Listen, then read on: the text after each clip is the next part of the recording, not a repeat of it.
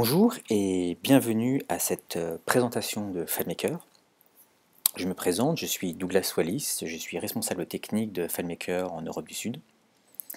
Et pendant les prochaines 20 minutes, je vais vous présenter tout d'abord la plateforme FileMaker et ensuite vous faire une petite démonstration des fonctions basiques et certaines avancées qui vous aideront à mieux utiliser et à mieux comprendre l'utilisation de FileMaker. Tout d'abord, un petit récapitulatif de la plateforme FileMaker. Donc la plateforme FileMaker se divise en 4 produits. Tout d'abord, FileMaker Pro et FileMaker Pro Advance, que vous utilisez pour créer vos solutions. C'est aussi l'outil que vous allez utiliser pour exécuter vos solutions sur Mac et sur Windows. Et également, vous pourrez utiliser FileMaker Pro Pro Advance pour partager vos solutions avec des petites équipes. FileMaker Go, lui, est utilisé pour exécuter vos solutions sur l'iPad et l'iPhone. C'est une application gratuite que vous pouvez télécharger sur l'App Store. Par ailleurs, vous avez également FileMaker Server, qui lui sert à partager vos solutions sur votre réseau, qui va gérer également la sauvegarde de vos solutions et qui va permettre la création de pages HTML5 qui seront accessibles pour les utilisateurs qui veulent utiliser FileMaker Web Direct. Donc des utilisateurs depuis de navigateur mobile ou navigateur desktop pourront se connecter à vos solutions.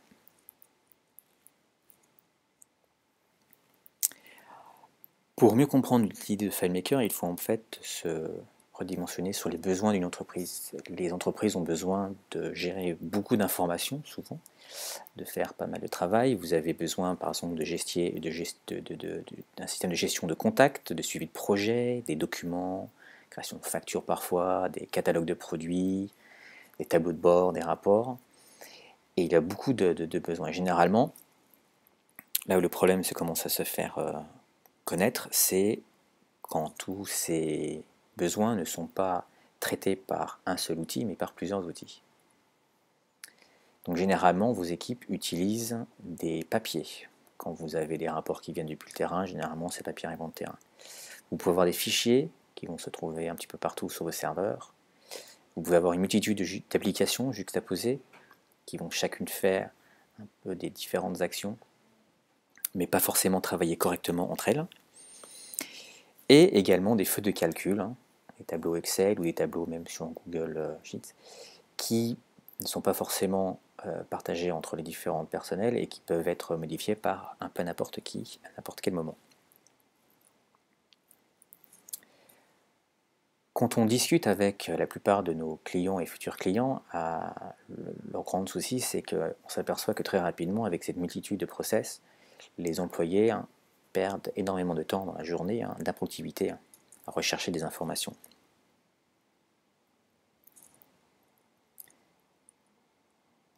Sur des rapports qui ont été commis sur quelques années, on s'aperçoit généralement qu'à peu près 4 semaines de l'année, un mois entier, sont perdus par les employés pour rechercher les documents à travers leurs différents outils.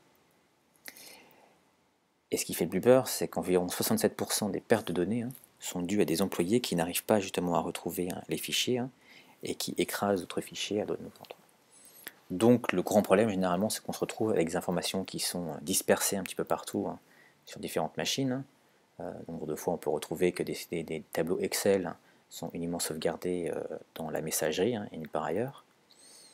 Des process qui sont ponctuels, certains, mais qui prennent beaucoup de temps à faire. Des technologies rigides, donc l'utilisation de vieux logiciels ou de vieilles plateformes qui ne permet pas d'utiliser de nouvelles fonctions un peu plus modernes qui pourraient accélérer le travail des employés. Et donc, au bout du compte, où va se trouver FileMaker dans votre entreprise? Actuellement, vous avez parfois le choix d'acheter une application qui sera finie, qui ne coûtera peut-être pas trop cher, que vous pouvez travailler sur l'App Store si vous utilisez un iPad, mais qui ne va pas faire tout le travail que vous demandez. Certes, vous ne la paierez pas cher, mais elle ne sera pas vraiment utile à vous. Et de l'autre côté, vous avez la programmation, où vous pourrez faire appel à un développeur qui vous pourra développer entièrement une solution, soit avec des grosses bases de données et des logiciels assez complexes et des langages de programmation assez complexes. Mais souvent, quand on fait des demandes dans ce domaine-là, le temps de création est relativement long et les coûts sont assez importants. Et donc FileMaker se trouve, si on peut dire, au milieu. Il vous permet donc en fait de créer plus facilement les interfaces qui vous plaisent et vous vous retrouvez au niveau où vous pouvez programmer et créer vos propres process dans votre solution et vous contrôlez toute votre solution. Et donc FileMaker est une excellente alternative qui rend facile la création des solutions personnalisées, qui va vous aider à baisser le coût de développement pour accéder plus facilement et plus efficacement aux informations nécessaires, va rationaliser rapidement les processus de votre entreprise, et va faciliter la mise à jour et le déploiement à travers les différents appareils et les plateformes. Et par ailleurs, il n'y aura plus besoin de compétences de programmation spécialisées pour créer votre solution. Donc maintenant, nous allons rapidement vous montrer comment créer une solution toute simple. Dans notre démonstration, nous avons deux feuilles de calcul. Une feuille de calcul avec des données sur les clients, une autre avec des commandes. Nous avons des images, dans le cas des images des établissements où sont situés nos clients. Et nous avons des contrats. Généralement, ces informations, dans un système normal, les feuilles de calcul seront dans un répertoire, accessible depuis un tableur, les images dans un autre répertoire et les contrats également ailleurs. Donc le principe, c'est de rapidement créer une application qui va pouvoir être utilisée sur un iPad, mais aussi sur Mac et Windows, et de pouvoir directement donner accès à l'utilisateur sur l'iPad depuis la solution qui tourne sur un FileMaker Pro. Donc dans mon cas, je vais prendre mes fichiers de démo, donc j'ai ma liste de clients,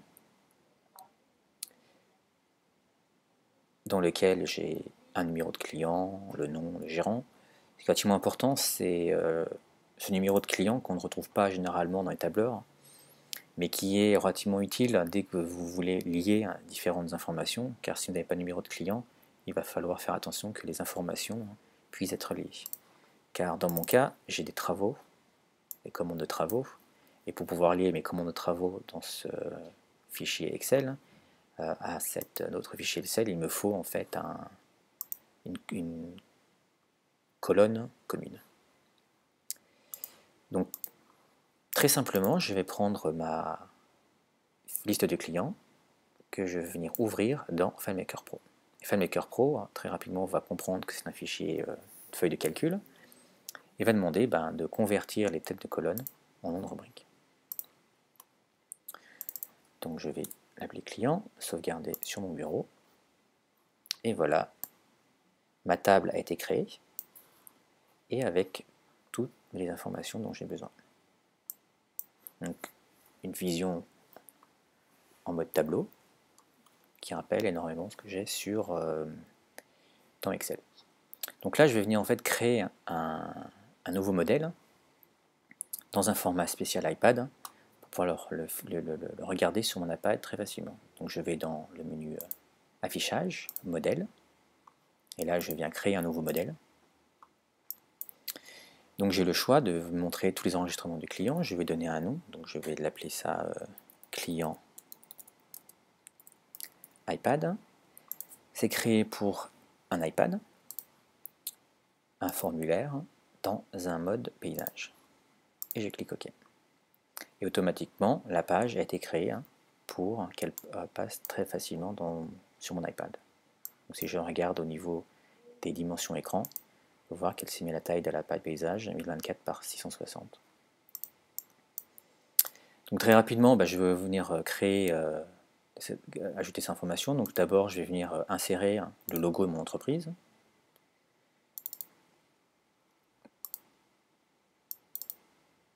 Donc j'ai mon logo que je viens insérer. Je le mets là, je peux agrandir automatiquement ma page. Je vais mettre un titre, donc je vais l'appeler client. Je vais très facilement pouvoir agrandir la taille, mettre en 36. Vous voyez automatiquement les lignes pour vous montrer que tout se met bien droit. Si je sélectionne les deux, je vais pouvoir très facilement distribuer horizontalement et ensuite je me mode utilisation et j'ai sauvegardé. Et voilà ma première, le début. Et ce que je vais faire maintenant, c'est que je vais me connecter à mon iPad et vous montrer sur mon iPad à quoi ressemble ma solution.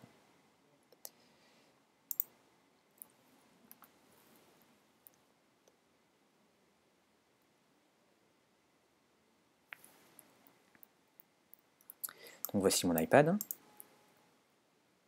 Je démarre FileMaker Go et je vais aller dans mes hôtes. Donc actuellement, je n'ai pas d'hôtes et ce que je vais faire, c'est que très facilement, je vais venir partager ma solution avec d'autres personnes. Donc je fais partager avec des clients FileMaker, fait que le partage en réseau soit bien activé, à tous les utilisateurs, et je clique OK. Quand je viens sur mon iPad, je vais pouvoir que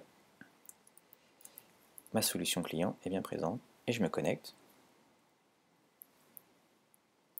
et en modifiant, en allant directement dans le modèle client, me voici dans la même vision. Donc si par exemple je décide d'agrandir ou de changer la police ici, de mettre en Arial, de passer à 48 et de sauvegarder, le changement se fait automatiquement sur mon iPad. Donc maintenant, je vais venir rajouter des rubriques. Donc actuellement, les rubriques ont été automatiquement créées. Je vais venir ajouter une nouvelle rubrique qui est en fait la photo. Donc on vient montrer dedans, j'avais des photos des bâtiments où se trouvent mes clients. Je vais venir les ajouter très facilement en utilisant la fonction container. Donc, je crée une nouvelle rubrique, j'appelle ça photo, je dis que c'est un container. J'ai la possibilité de gérer les étiquettes et de pouvoir mettre maintenant un espace de texte, un nom. Et je vais venir déposer très facilement cette rubrique et bien la créer. Quand je quitte mon modèle et je sauvegarde l'emplacement de ma photo. Si je regarde sur mon iPad, tout de suite ça apparaît.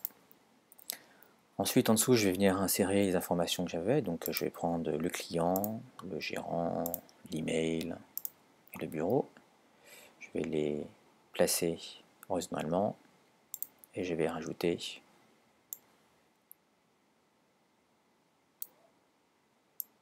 un nom et je sauvegarde et voici mes informations. Si je reviens sur mon iPad, je vois toutes ces informations et je peux bouger avec mes deux doigts comme sur les iPads de l'un à l'autre.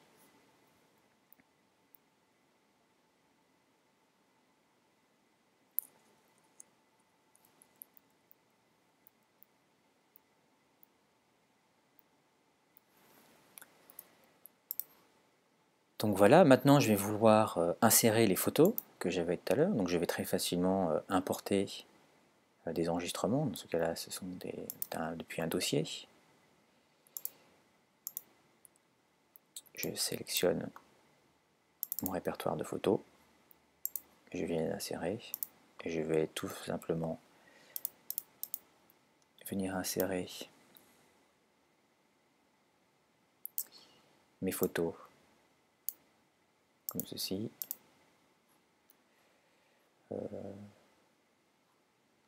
Je vais juste mettre à jour et venir insérer mes photos. Mes photos ont été insérées, donc elles apparaissent bien, et je reviens sur mon iPad, et automatiquement mes photos sont là.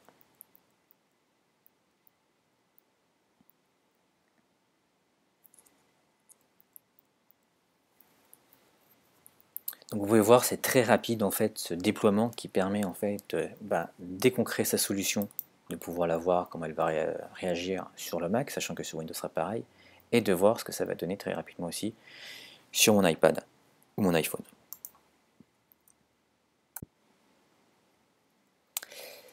Donc maintenant, je vais utiliser mon modèle pour montrer toutes les autres informations que j'avais avant, qui étaient un peu dispersées dans différents systèmes, donc mes contrats qui étaient dans un répertoire uniquement, mon autre feuille de calcul avec mes commandes de travaux, et d'autres informations, en fait sur le même modèle, hein, pour le même client. Donc je retourne en mode modèle. Je vais venir en fait créer un panneau à onglets qui va me permettre en fait de très facilement pouvoir visualiser toutes ces informations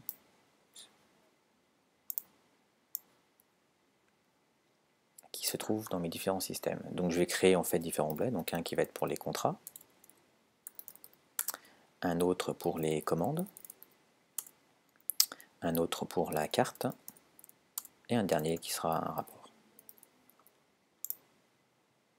Et je fais OK. Tous mes différents onglets maintenant ont été créés. Donc dans contrat, je vais venir insérer mon contrat. Donc je crée une nouvelle rubrique, vu que je n'ai pas de rubrique compta. J'appelle contrat, qui est aussi un container. Donc je choisis container. Je vais aussi lui donner une signature qui permettra sur l'iPad de pouvoir signer directement mon contrat. Donc je viens insérer tout d'abord contrat. Comme vous pouvez le voir, il suffit en fait de faire glisser la rubrique, l'agrandir. Je fais pareil avec ma signature.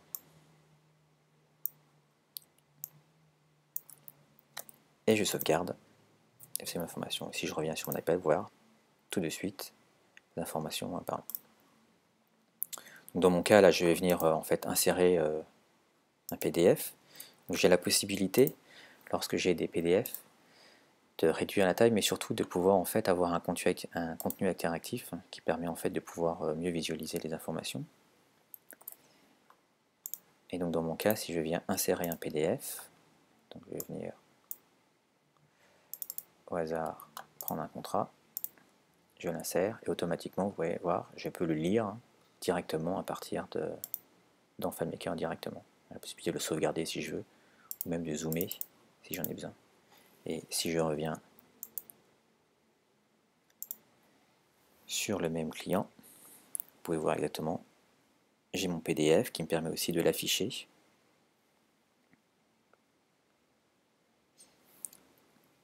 Sans avoir en fait absolument rien à faire. Tout a été géré automatiquement par FileMaker. Au niveau de la signature, je vais pouvoir directement sur mon iPad venir signer. Donc si je clique sur signature, je vais insérer une signature.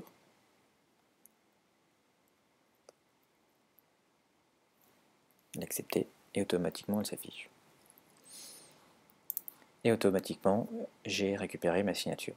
Donc c'est très rapide, vous pouvez voir les informations en fait sont gérées automatiquement par le partage. Donc je n'ai absolument rien à faire, pas de requête à créer ou de script spécifique, tout se fait automatiquement. Je peux bien sûr ajouter si je veux un euro d'attache pour la signature et plein d'autres informations. Au niveau de mes commandes, donc actuellement dans mon fichier Excel, si je veux pouvoir voir toutes les commandes, il faut connaître le numéro du client, parfois faire des recherches, donc c'est un peu compliqué. Là ce que je vais faire, c'est que je vais venir importer ma commande de travaux dans ma solution et lier ma table de client à ma table de commande de travaux.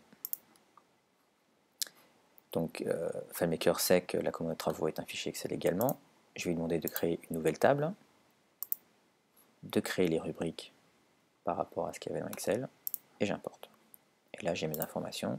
Si je mets en mode tableau, je vais pouvoir voir toutes ces informations. Et donc maintenant je vais venir lier ces deux tables avec une rubrique commune, dans ce cas numéro de client. Donc je lis ces deux rubriques et maintenant le lien est fait et ne bouge plus.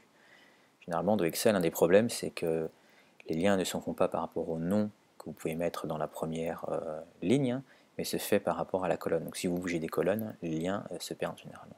Là, ce n'est pas le cas, tout est fixe.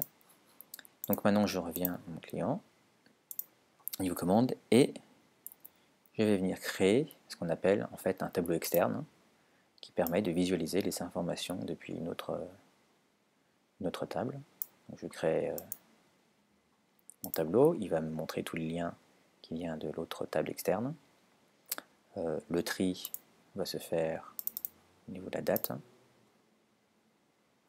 Ajouter une barre de défilement verticale. Nombre d'enregistrements, je vais en montrer 8.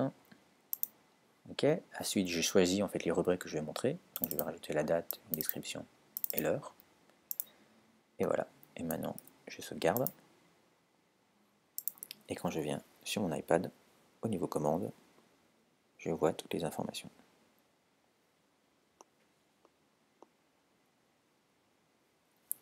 Donc ça m'a pris très peu de temps et finalement, non, je peux voir en fait toutes les informations que je ne pouvais pas voir avant facilement sur mon PC ou mon Mac. Maintenant, j'ai ces informations qui apparaissent aussi bien sur mon Mac que sur mon iPad.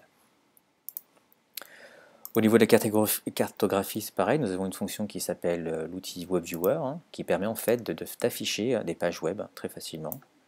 Donc, dans ce cas, je vais utiliser les shortcuts qui ont été créés, donc cartographie Google. Donc, au niveau de l'adresse, je vais choisir une rubrique, adresse.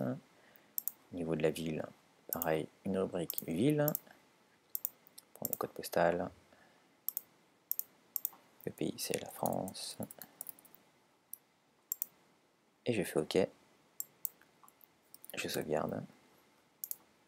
Et dans ma cartographie maintenant,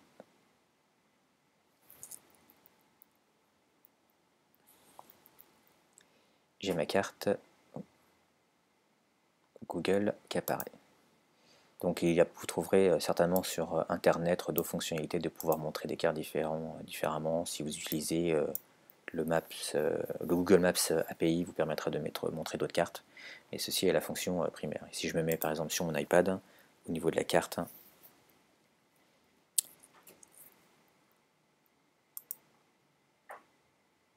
elle ne peut pas apparaître.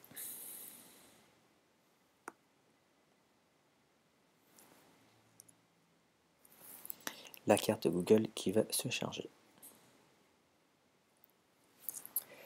Donc très facilement, j'ai pu avoir en fait une page internet, mais j'aurais pu mettre n'importe quelle page. Si par exemple cette compagnie avait un site, j'aurais pu très bien faire apparaître leur site internet dans cette page. Et au niveau du rapport, très facilement, je vais venir en fait utiliser la fonction graphique, dans lequel je vais venir insérer un petit graphique. Donc, dans mon cas, ça va être le titre, je vais l'appeler rapport travaux. On va venir basculer d'un côté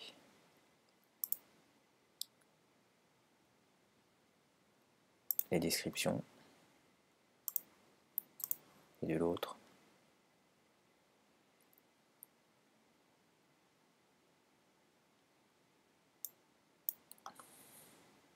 les heures.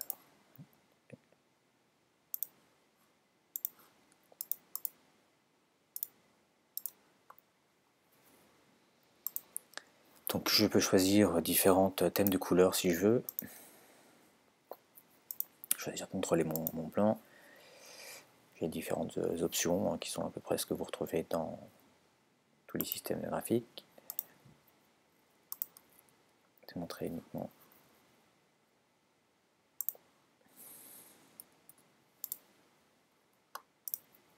et très rapidement les informations apparaissent.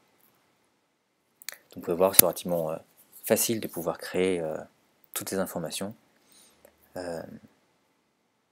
une fois créé, ça passe sur l'iPad très facilement également. Dans la version 14, donc, vous pouvez voir en fait que nous avons modifié certaines choses par rapport à la tresse que j'ai jamais utilisée. Donc la barre d'outils que vous avez en haut, que vous retrouvez sur le Pro, est très semblable à ce que vous avez également sur l'iPad, au niveau des boutons, au niveau de la création. Le grand intérêt, c'est de pouvoir plus facilement permettre aux utilisateurs de passer d'un Mac ou d'un PC sur un iPad et de s'y retrouver très facilement au niveau des outils.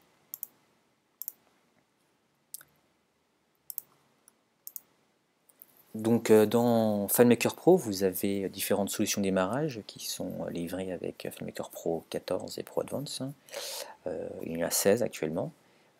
Il y en a également une autre en français qui s'appelle Solution de démarrage CRM que vous pouvez télécharger depuis notre site. Il existe également le FileMaker Training Series, donc ce sont 2 livres qui vous permettent de mieux comprendre et de mieux pouvoir créer de meilleures solutions en FileMaker. Donc vous avez la solution de base et la solution avancée, avec le lien que vous pouvez voir en dessous pour pouvoir télécharger. La notion de base est un livre gratuit que vous pouvez trouver sur l'iBook Store, et la notion avancée peut s'acheter pour 20 €. Vous avez également une grande communauté FileMaker, vu que ça fait quand même presque 30 ans que FileMaker existe, vous avez de nombreux utilisateurs un peu partout. Donc la FileMaker Community est un site que nous gérons, dans lequel vous aurez des conseils d'experts, trouver des fichiers, pouvoir poser des questions à de nombreuses personnes. Dedans vous aurez aussi des exposés techniques, d'autres vidéos, des idées de scripts de calcul, ainsi que des invitations pour des séminaires web ou auprès de développeurs. Donc voilà, si vous avez plus de demandes ou d'informations, je vous invite à regarder notre site filemaker.com.fr pour plus d'informations. Et je vous dis à très bientôt pour un autre séminaire en ligne. Merci de votre attention.